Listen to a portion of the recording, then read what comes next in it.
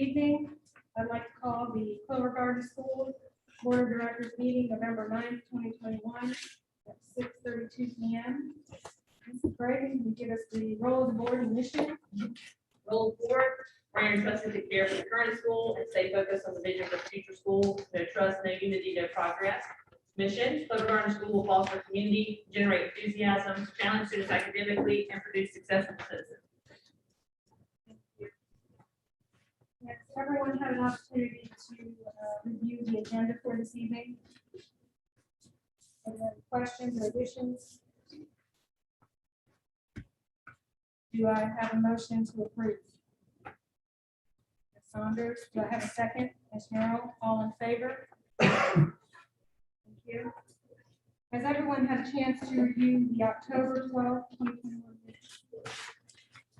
Any changes or updates to those minutes? I have a motion to approve the minutes from October 12th. Or, no, I'm sorry, Ms. Jackson, do you have any? Okay. Motion to approve the minutes, Ms. Foster, second. Favor? Thank you. Mrs. Barakin, do we have public comment? Yes, ma'am. I believe Mr. Hopkins has one that will be read that was submitted via website, and then we have one present. Mr. Hopkins. The one that was written is from Justin and Mandy Patterson. The subject is mask. So it says, good afternoon. We wanted to reach out and ask about the school's benchmark for COVID as it relates to unmasking our children. We saw the last board meeting. And we're pleased to see at least one member vote to end the masking or at least make it optional. We look at the metrics each week and there seems to be a relatively small number of cases. At this time, at this point, what is the school looking for in order to free our kids from masks? There was recently an article posted about a school district in North Carolina that kept masks optional all year and actually saw a decrease in their numbers. The head of the board and the school will continue to look at the evidence or lack thereof that masks make a difference, as well as the long-term negative effects of masks, and let the parents make the choice. We know what's best for our children. Thank you for your time. Justin and Nancy Patterson.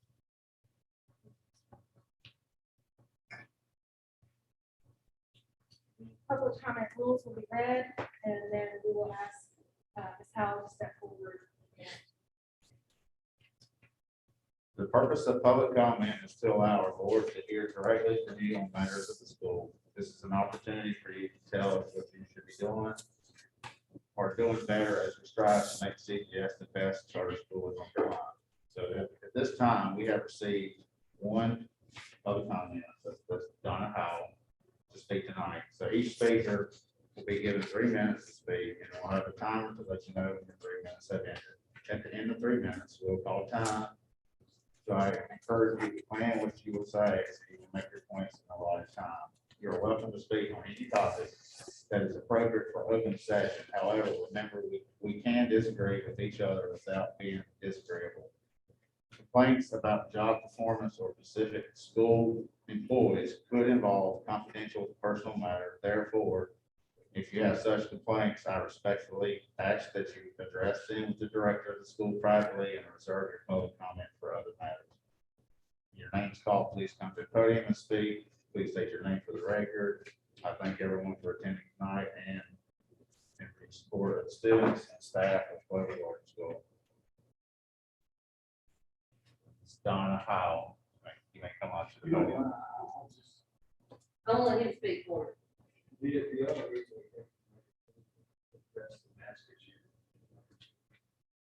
I'm sorry, I'm having a hard time. Because you need to go to the podium to be heard Yeah. on We'd like YouTube. for you to go to the Yeah. podium, please. This is being streamed so they can hear you. Guys here? Yes. The reason we came tonight is just to address the mask issue with our children. It's painful for me to see my kids have to put on masks. I understand there's guidelines that the school based on, but I'm kind of curious what those guidelines are. Is it based, does it come from the governor's office? What makes the decision on who decides if our kids have to wear the mask? As many vaccinated people we had in cases of all. When is the decision to take the mask off? This is what we do like. Every time we have a meeting, I've got to watch the YouTube, which is stuff, you know, like, come up until it's almost over. But when we have, who makes the decision? Who makes the decision on the mask in this school? That's something I would like to know. At what point are we going to decide? Are we going to wait until there's never another case of COVID? Will we take the mask off? What are we going to do? Give our kids masks for the next 10 years? What's the decision? And what's the plan? I would love to know the plan. Because basically, we're just taking what we get. I would know if there's a plan in some place that we can read and follow, that would be great. But is there a place to do that? Do we have a mission statement about the mask and what the plan is? Or we can keep our kids masks for the next 3 years? That's the biggest issue we get. Those kids get a great education here, like teachers, like their fellow students. Being a charter school, I think we have more options than school. I feel like the position we're in, we're going to carry such a great reputation that they should probably lead. So necessarily been followed. That's it. Where can I find the answers to the questions I had? So what will happen is, the board will discuss and you'll get a response from this room.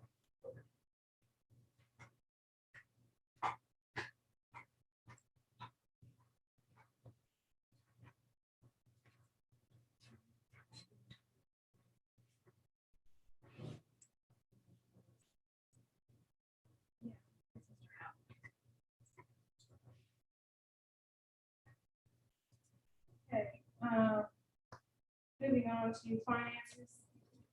Ms. Simmons.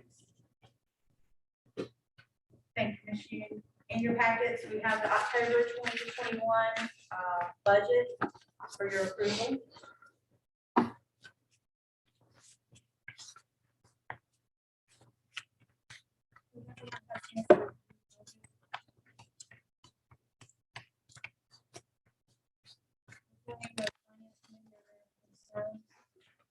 Not from our perspective, no. Have a motion to approve the October 2021 budget. Ms. Lane, second. Ms. Saunders, all in favor?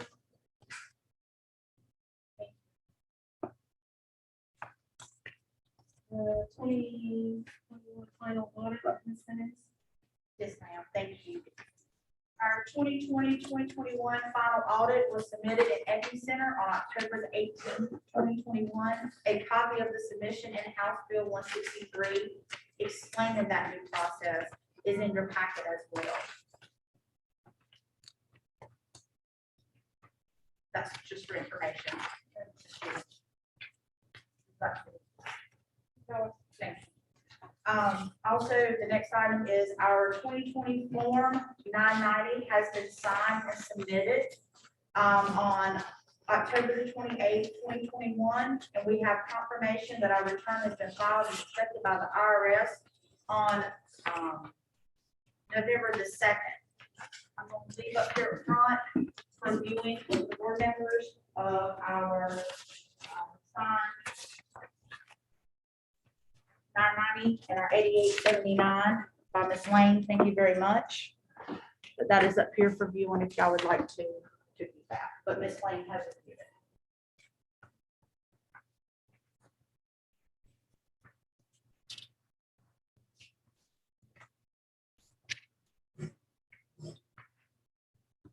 Thank you. I know that.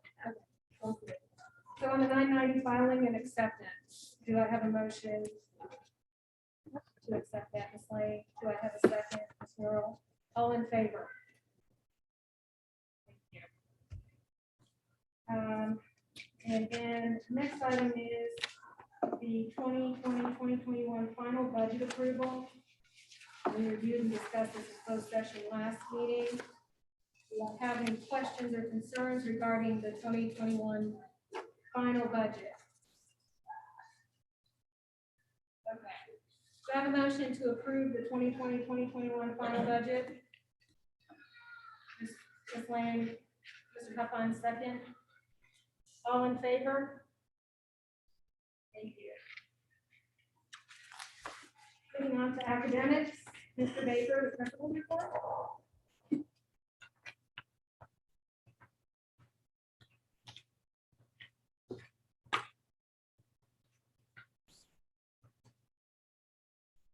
Okay, for the principal report starts with the attendance, which remains the primary focus for our residencies. And you can see here the selections from October 2nd to the 25th, and our winning grade level for the conduct running was the fifth grade, the 99.15%, and close behind them was the sixth grade. And Mr. Rick awarded them with a ice cream. Next page, we have the enrollment update. Currently, we have, as of 11/8, we have 646 enrolled. There are 632 total applications and 534 currently on the wait list. Last week, we had our second virtual college tour, college visit. The senior group had the opportunity last week to take a virtual tour and meet admission counselor from several universities and community and technical colleges. We also had military recruiting officers here as well. And below that, you can see the 6 colleges that will represent.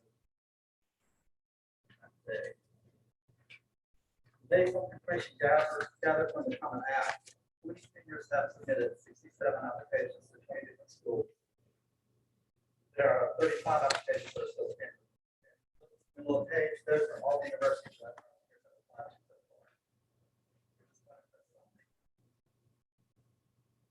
On October 29th, we had our second annual trunk or treat. The event was a great success with busy families attending and members of the outside community as well. The traffic was bumper to bumper, and I can vouch for that because I was out back in the cold watching them go by. There were more than 15,000 pieces of candy that were distributed in just over 2 hours. And there were times where the traffic was backed up over. The enrollment committee feels that the event grew from last year, and this will be a tradition that our residents can support. Down to the Clover Guard athletics. The fall season was a great success for the Grizzlies, and there's 3 that I thought were probably the biggest successes was varsity volleyball, who made it to the state playoffs for the first time and made it as far as the second round. Varsity boys soccer made the state playoffs. They made it to the first round. And I don't know how they did it. They left here after school, drove all the way to Picker County, down there to the beach, played squad of soccer, they drove back, came to school the next day. I could have done it, especially on an activity bus. And then lastly, varsity cross country competed at the NCH SAA regionals on Saturday, October 30th. The top 2 finishers moved on to state meet on Saturday, November 6th. Brielle Brown made history by placing 10th in the 1A and qualified for state. As for today, she said she placed at state. She placed 51 out of 132. On the next page, we have a homecoming events. The CRC, but there's no place like homecoming. Below is a big list of events I'll be leading up to the big night of homecoming. At the bottom, you see that we will be able to watch basketball, which is starting tonight. We'll be able to watch basketball live. All middle school, JV, and varsity home basketball games are live streamed on NHS network.com. And lastly, Mark and finished their season very successful. They opened the season first of all game with Elon University, where they were allowed to perform with the Elon band, and I know the drum major got to, Abby Key got to direct the band alongside the Elon drum major, so love that she said. Now she's thinking, I'm encouraging her to try the drum major in college band. She was very good.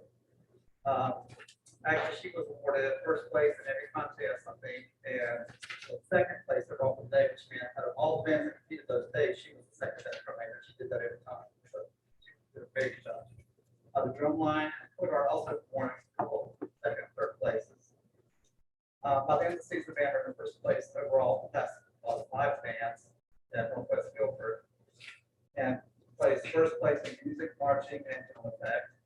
But the biggest one that won all season, which most vendors won't, kids don't want necessarily, the directors do, is the Eyes of Pride Award at Front Holders, which is kind of like an Esprit de Corps award. It's for the band that shows the best sportsmanship, the best conduct, just business well, and they send out in front of all the other bands for character. So that's a good thing to know on that. Just fast, sort of the pet dance and basketball games, it's got 30 tickets, I know, just check it out, pet dance, because I'm watching. And also, lastly, there are 4 students in the band program that are going to be countywide, competitive color. A team, I guess you could say, a competitive color team during the winter season. And below that is just upcoming events for the marching band.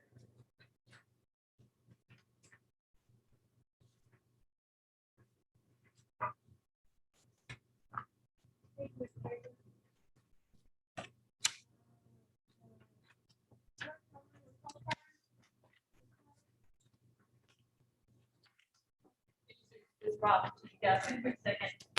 So talk about North Carolina State Report Card. It's been a challenging past 2 years with COVID and data collection. And this probably will speak a little bit to that, but they waived the requirements for testing that 1920 school year. So we have a gap year in data. So right now they're all trying to kind of be able to give us some type of information as to where kids are, because they did test at the end of last year, but again, not in the traditional sense of what they were required to collect. Okay, so they a waiver, but it's kind of like a hybrid in between. So they got the data, and we're going to use that to kind of help our teachers, but it was not an official state report card. So we have not had an official report card since the 18-19 school year. And so what they did do, I want to make sure you guys had this. From that 1920 school year, although we did not have BODs, EOCs, they did collect information like how many devices do your kids have at school, how many of your teachers are beginning teachers, things like that. So I did want to make sure, because truthfully, in the blur that was last year, I'm not sure if I gave this to you, so I'm going to give this to you so you can just take one and pass it. That is, if you Google North Carolina State Report Card, or if you go to our website, it'll take you to this link, but that's the most recent one that we have. It's from that 1920 year, but you'll notice there's no integrated testing, things like that on there. So just want to brag on Ms. Robin for a second. So Ms. Robin is our testing coordinator. And so in the middle of her first year as testing coordinator, COVID happened. And so she is still trying to figure out and ask those questions, those hard questions on what do I do? How do I submit these things? And she had a heck of a year trying to get kids in here to test when we shut down that 1920 school year. And then last year when we were still remote, trying to get kids to come in here so we get valid benchmarking information. So kudos to her. I like to put a face with the name. So Robin is doing a fantastic job as our testing coordinator. She works real hard with me on the data team on collecting our information and being able to give our teachers feedback and our kids feedback on where they are and how efficient they are. So this year, very excited about some of the things she's going to share with you. She's going to be transparent with you. We all knew there was going to be a drop last year, like we knew that was coming with COVID and not having the kids in the building. But you're going to see some significant changes between last year at this time and then this year at this time. We just completed our first round of check-ins, and she's going to go over some of this data with you. So thank you, Scott. Yes, thank you. Good evening. So we're going to go over some data that myself and Ms. Donna Rickard have compiled. On the first page, we started with our math. And what this does is it tells you, this is the percent we were proficient. So these are all of our students who scored a 3, 4, or 5 for proficiency. We have our check-ins, the first, second, and third set of check-ins. And again, the first and second set, we were not really here on campus. So getting students to come in was quite a task, but we got, I would say, about 85 to 90% of our students here every time we did a set of check-ins for them to test. And you'll see that at the end of the year on our EOGs, scores were not very high. We averaged somewhere in the around 50. And if you'll go to the next page at the top, for our check-in 1, which we just completed in October, and our math proficiency, those scores are already looking much better. We're up in the 70s and 80 percentile for percent proficient for the most part. The bottom bottom graph on the second page shows proficiency levels. Again, 3, 4, and 5, a comparison of fall 2020 to fall 2021. And you can see that our third grade roads, when we look at the diagonal, so if you look at third grade in fall 20 to 21, we had a 27.6% increase. And if you go diagonal to the fourth grade, you'll see that it was up 20%. Okay. For our fifth grade, again, a positive growth of 22.4%. Overall, the diagonal 18.4. So our grades are going in the proper direction. We do acknowledge the fact that we still have a lot of growth to do, but our teachers are working hard to help these students fill their gaps. The next page takes us into reading, where reading looks very similar as our math scores did. But at the end of grade, we were struggling to hit that 50% mark on most of our grades. When you look at our check-in 1 that we just completed in October, most of our grades are up in the 70th percentile now. And again, the next page will show you a comparison of where we went from fall of 2020 to fall of 2021. We did have a drop in our BOD 3 scores, which is the beginning of grade 3, meaning our students that came from second grade into third, but realized that the cut scores have changed. The cut scores for hitting proficiency in reading in years past has been like 40%, and this year it is 60%. Okay, so our kids had quite a hurdle to go over, despite the fact that they had not been on campus for a year and a half. Science also had tremendous growth. When we look at where we finished in our EOGs, 8th grade always does a phenomenal job, and they hit 90%. If you go to the next page, you'll see that our 5th grade science grew 40% from last October to this October. So our 5th grade is getting themselves back on track as well for science. And our last page, as Ms. Franklin was explaining to you, that there is no NC report card trust this year, because although we had the test, they did not hold the test scores against us necessarily, good or bad. So this is what we came up with. In all courses and grades, 59.8% of Clover Garden students scored at level 3 or above and were grade level proficient in 2021 compared to 73% in the 18-19 year.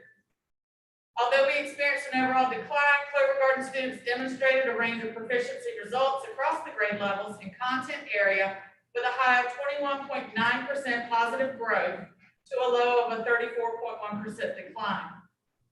Even though tested students in grade levels 3 through high school scores declined, Clover Garden has implemented plans to help close the unfinished learning gap created by COVID-19.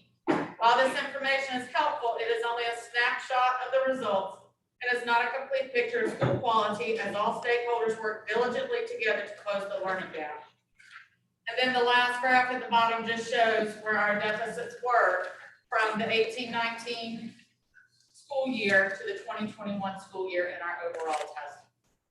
Again, there are tremendous gaps that our students are trying to close, but I hope that when you look at last October compared to this October, you'll see that our teachers are working really hard and doing the best that they can to help close these gaps.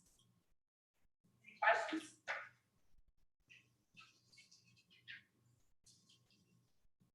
Thank you. Thank you. Thank you.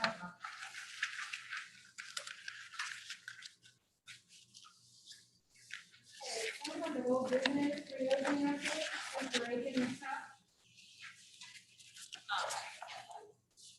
So, looking at our Health and Wellness Committee has been very busy. So they've been very busy. We, Health and Wellness Committee, as you guys know, meet frequently, and every time we meet, as we were discussing different things, in this last meeting, this past month, looking at the big picture. That's what we've done since the very beginning when our Health and Wellness Committee started during COVID. So we're looking at metrics, we're looking at the counties we serve, we look closely at Alabama, Guilford, and Castle. And so if you look snapshot for you. I know it's not as nice and neat as it usually is, but the focus is that we are seeing really good things. So that is really uplifting, because I promised you some really heavy numbers over the past year and a half. So these are some great things just for you to take a look at. If you want to look on the first page that you have in your book. So Alamance County, our percentage change was down 19.18%. Positive cases, that's fantastic. Castle, we're moving a little bit the wrong direction. We're going up a little bit, 22.73%, but again, it's kind of a balancing act there. And then Guilford was almost just kind of dead even on the change. So they were down 0.48% in those positive cases. So if you take a look at these graphs, you'll see where it peaks. It's almost like a wave, you know, it kind of comes and goes, and sometimes it's centered around holidays and things like that. So health and wellness is very encouraged by these numbers, by these metrics. Very excited about our own personal numbers. 2 weeks ago, Ms. Cox, we went with 0. That's the first time we've ever had 0 positive cases in our school. That was huge. And so we've been using this data to help drive, of course, our decision making. And so today we would like Ms. Cox is going to do a presentation for you. There's quite a few restrictions that we would like to lift, and then some that we want to keep in place. And so that is just trying to take into account the colder weather's coming in, the season's changing, of course, the holidays are right around the corner, and there's a lot of things that we want to release and be able to have some freedom to do.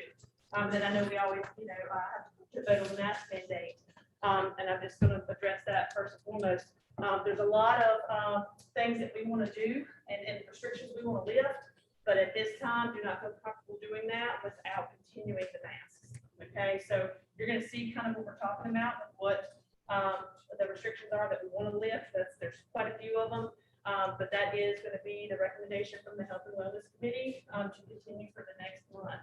But what we would like for you to look at today is some of the restrictions we'd like to lift and potentially vote on those to be implemented beginning tomorrow. So there's a lot of positive. We feel like at the end of the tunnel, we're getting very close to what we consider normalcy. And we've kind of dabbled a little bit. After the last meeting, we kind of played around with having visitors back in the building for the holiday parties, and that went really well. So those are some things we'd like to continue and start opening up doors a little bit more. So, Fox, I'll let you take it away.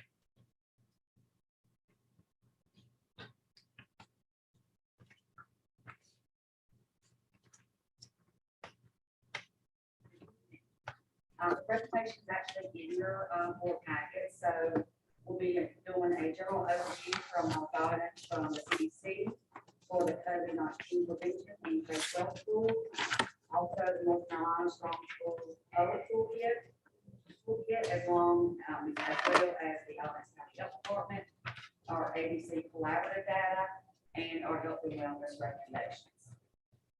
So first and foremost, the CDC has, or the FDA has approved for the children's vaccinations from 5 to 11. So now we have vaccination status for ages 5 up through the age of 18.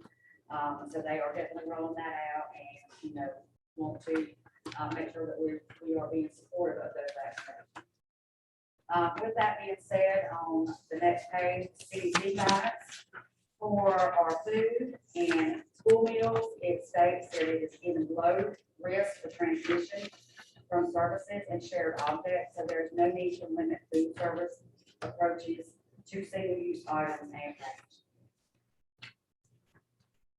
So on page 5, as of October 5th, the below that I'm going to state has been removed from the Strong School Toolkit.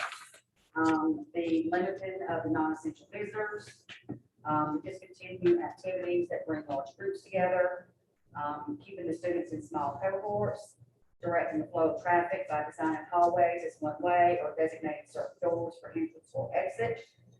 Recommendation that everyone wears a face covering outdoors, keep students' personal items separate, conduct daily symptom screening, enforce social distancing on transportation, and to provide remote learning options for students unable to be at school due to illness or exposure.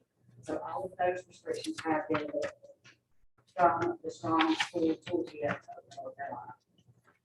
Notified on November 2nd that Alamance County Health Department and the other schools, so CPS and other schools, that county health department was moving from a 14-day quarantine to a 10-day quarantine.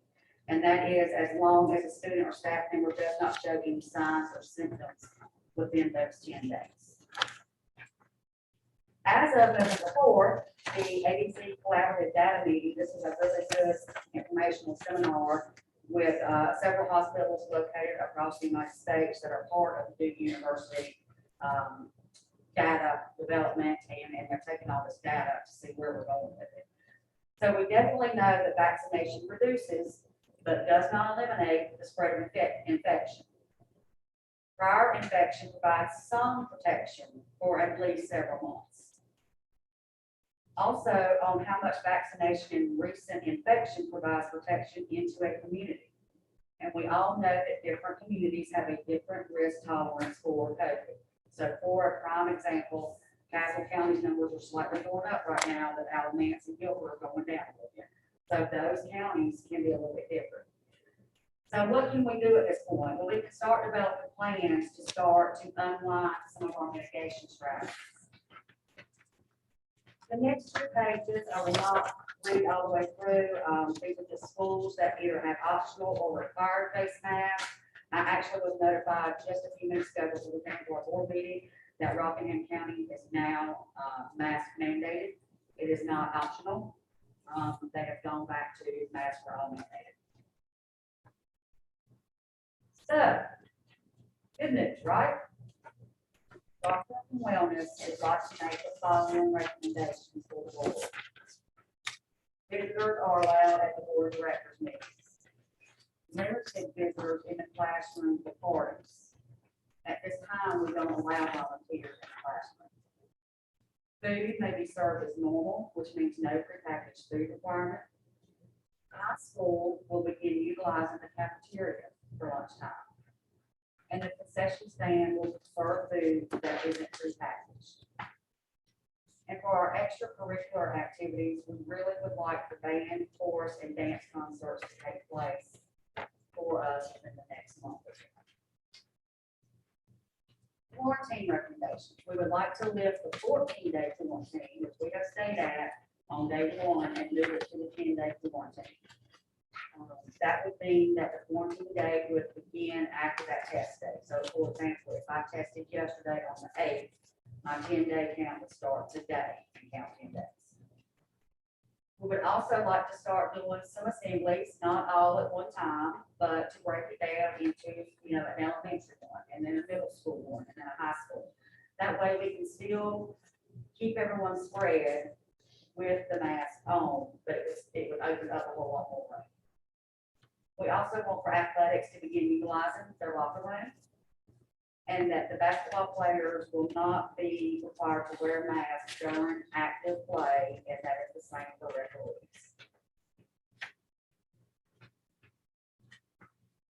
Any questions? What about this?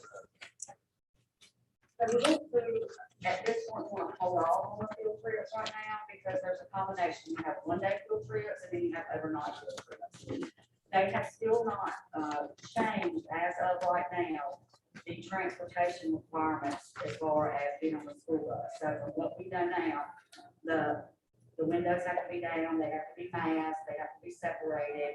And at this time, we feel like the field trips would not be a good option until potentially the first of the year. And we'll look at that probably sometime in December for the open wellness program.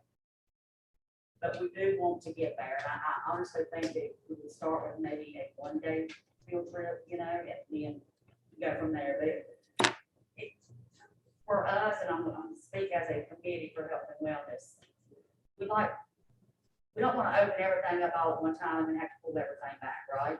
Because we've seen other counties have to do that. Slow and steady always wins the race, right? So we lift things a little at a time and see how that's going before we move to those next stages. Field trips and curriculum night. So we had that a couple years ago for everybody this year for curriculum night for different preparation for the next year's schedule. Those are both on the agenda for the next week. That's correct. Just not at this time. Any other questions? Thank you, Ms. Cox. Thank Thank you you. for continuing to keep all county service. It is a committee, really. We have, it's not correct. We have two votes. First vote, does the board want to accept the recommendations from the Health and Wellness Committee? Or questions or concerns that we need to discuss?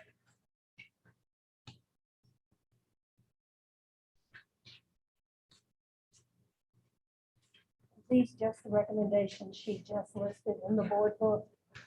In the, yeah, in our capital.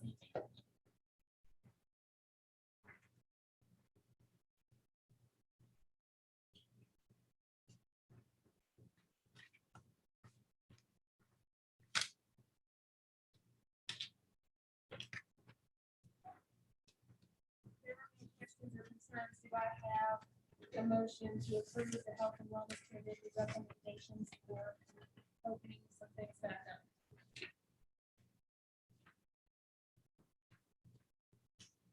Ms. Foster, do I have a second? Mr. Hackney? All in favor?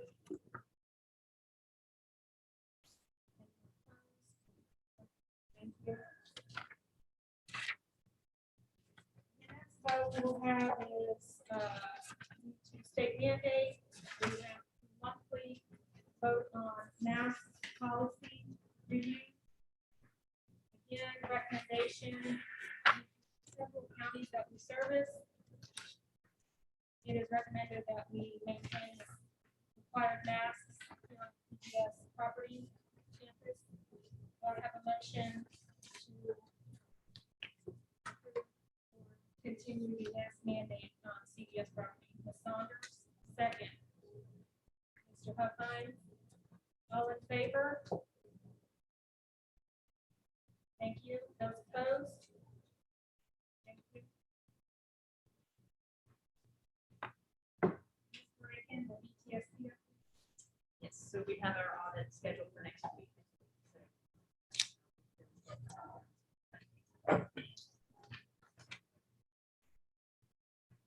Moving into governance, committee updates.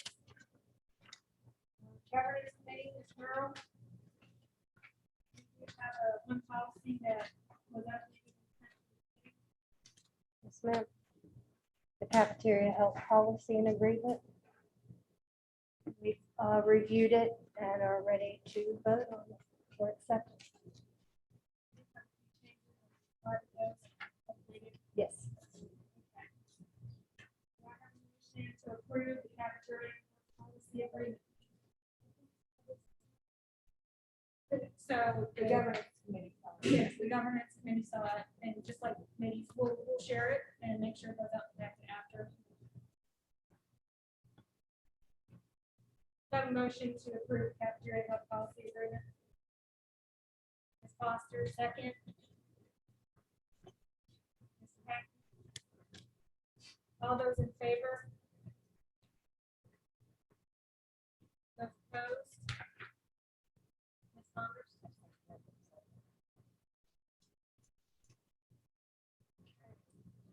Next is the finance committee, Ms. Lane.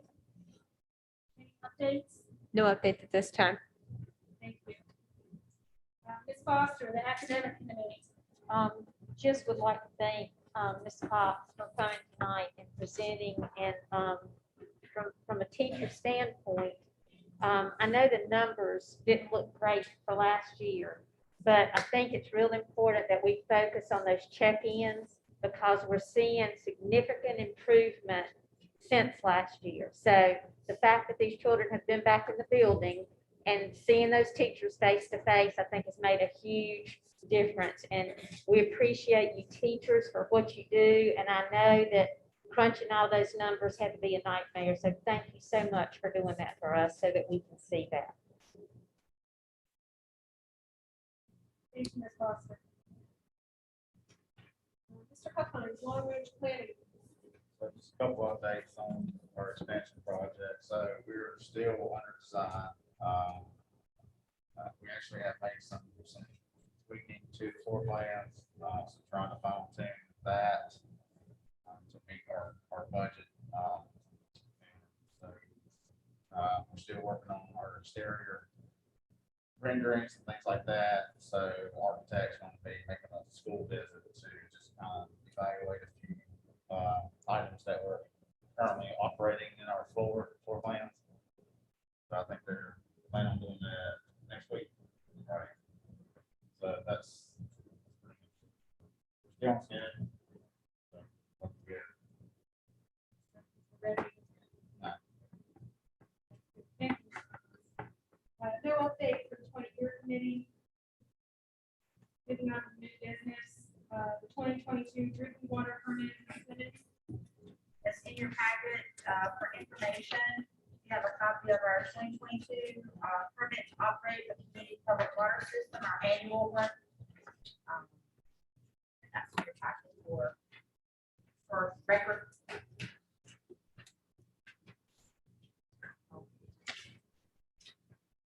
Vice President.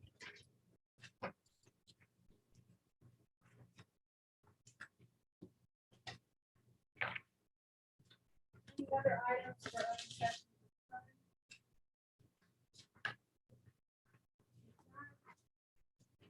I would make a motion to move into closed session at 7:14 PM on November 9th.